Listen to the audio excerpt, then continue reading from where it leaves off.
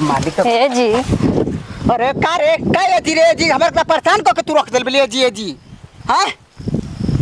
और मालिक फोन करता फोन पर फोन करता के रे आवत ला कि ना 3 दिन से तू हमरा के बुर्बक बना के रखले बली खाली ए जी का रे अब का भइले तो घर में हट हमरा के जाए दे काम पर सुनी ना का आज भर रह जाए ना मत जाए ना आज भर खाली आज के बाद ना रोकब आज भर रह के तो 3 दिन हमरा करावा कहली अभी नहीं की सोचत कि 3 दिन रोको नहीं तो 3 महीना के बाद आइब रहुआ ए तर पेट चली हाँ पेट रहुआ से भरला हमरा से भरला रहुआ के देख के हम भर जाला पेट घर में रही देख के भर जाई हाँ हाई पेटवा कैसे भरी ये पेटवा खातिर त कमाए के पड़ी ना पैसा कमाए तबे ना घर में आना जाई नून तेल चली हाँ मारा बे के फाइट में ना उलट चल जा घर न तो एकदम जा हमरा के जाए दो सुनी ना अबे सुन बोल का कहत ले आज रहुए खातिर पियर की साड़ी पहननी है लिपस्टिक मरनी है आईलाइनर काजर कुल मरले बानी लेकिन रहुआ के तो दिखाइए नहीं खे देत दूसर मर्द रहित कि छोड़ित ना लेकिन रहुआ बानी इतना सुंदर मेहरारू के छोड़ के जाए के कहतनी रहुआ तोर आईलाइनर देख के लिपस्टिक चाट के पेट भर जाई साड़ी देख के हमरा हां रहुआ के तो हमरे से भर जाए के चाहिए पेट एक के थप्पड़ में मारम न कि लौट जेबू परसों दिन कहल कि ए जी लड़की साड़ी पहले बनी रहुए खातिर आज नइखे जाए के अच्छा चल एक दिन रहगु नी वो दिन निकलनी ए जी हरियर की साड़ी पहले बनी आज नोत न जाई आज भोर रह जाई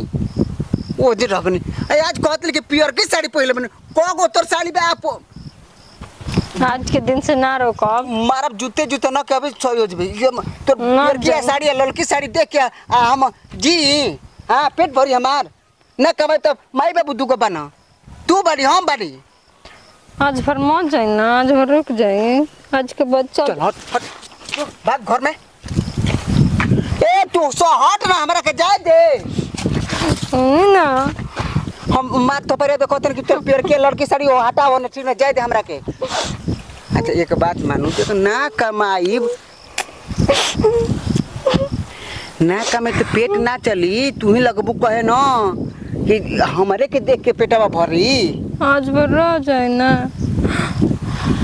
दूध साल रहनी ना भर तो बियाह कैले साल भर में खूब रहल तो 10 दिन घरे रहल 2 दिन रहली ना 2 दिन से संतोष करत 3 महीना के बाद आई तो 3 महीना रहम ना रहो हम कहते नहीं रहम ना आज भर रुक जाए 3 महीना के कल पैसा कमा के आई बात 3 महीना में तार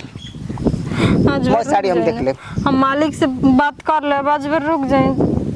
ये भी हद में जल कोपड़ मेहरारू के बात तू ना मनियन उनकर मेहरारू नहीं के जान तार पियर की साड़ी देख के हमारे मारे हम ना जी मत जाए ना रुक जाए ना आज भर रुक जाए